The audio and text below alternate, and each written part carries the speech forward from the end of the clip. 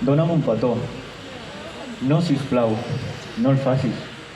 Aleshores serà fugaç. Dóna'm un petó, que així el puc guardar. No t'ho pensis, si ho fas me'l faràs.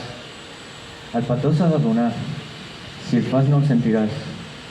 Si me'l dones, no l'oblidaré, com el mar mai oblida les ones.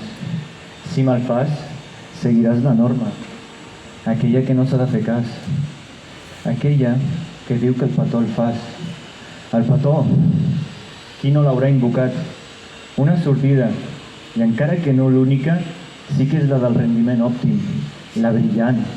I saps què és el millor del petó que es fa donant? Que es cobra igual que es cobra igual com del que estem parlant. I és que el petó sorgeix en un moment donat, d'allí aquest nom tan poc acceptat. Però què importa, si tu i jo som els que ens hem adonat?